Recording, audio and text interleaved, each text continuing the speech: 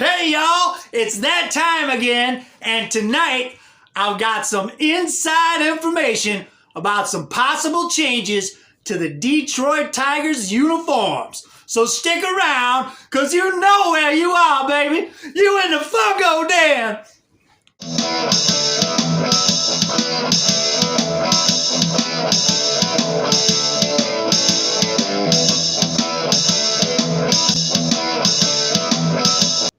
Hey everybody, let's jump right in.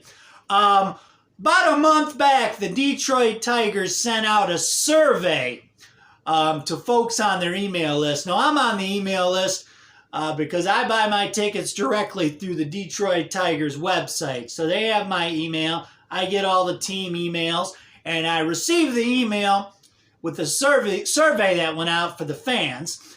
And among things on the survey, they asked you things about what you'd like to see at the concession stands, how easy is it to park near the ballpark, things like that, what would make you come to more games.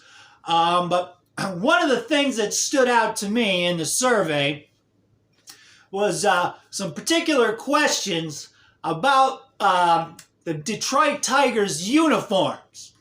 Now check this one out. This is one of the questions that was in the survey they sent out. It says, what is one change that would get you to buy more merchandise? Now, one of the choices is Tigers create an alternate jersey for players. Okay, so that's one question. And then the next question is, would you like the Tigers players to have an alternate jersey for some games?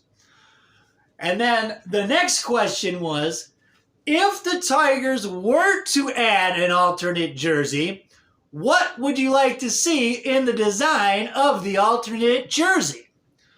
Some of the choices were Old English D, vintage or throwback style, predominantly orange color, which is intriguing.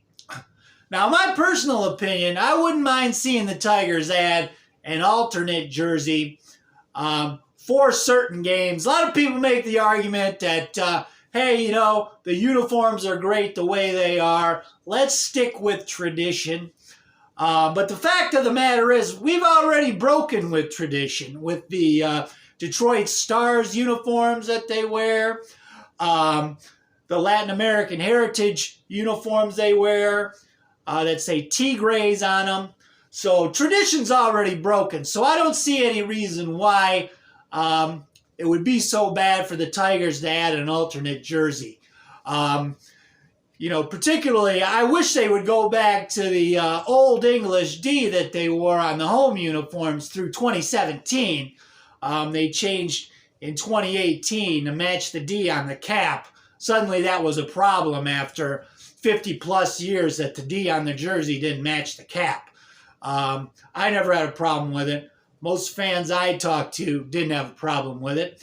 But, you know, I'd like to see them have an alternate jersey. And the thing about the predominantly orange color, now the Tigers actually had a batting practice jersey in the early 90s that was orange. Now, I wouldn't want to see them wear orange at home, but I think maybe an orange alternate jersey for road games might be interesting.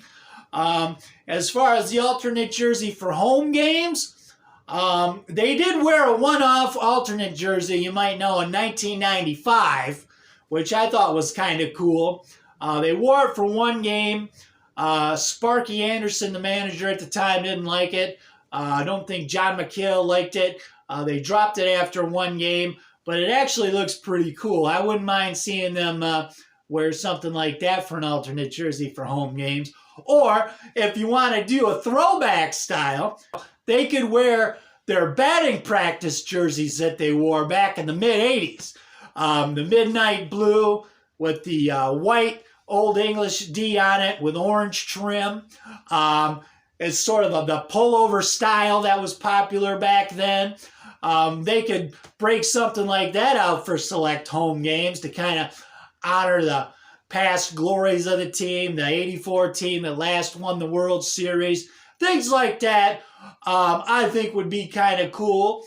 I wouldn't be against it, but just wanted to bring that up today because it's something I noticed. It was about a month ago they sent the survey out, and in lieu of the changes they announced to the ballpark dimensions that I'll get into here in a second, I wanted to bring this up to you in a video. Let me know what you think in the comments. But as far as the altering of the stadium dimensions, when I first heard what they were going to do, move center field in 10 feet to 412 from 422. It was actually marked 420, but they remeasured it with a laser. Turns out it was actually 422.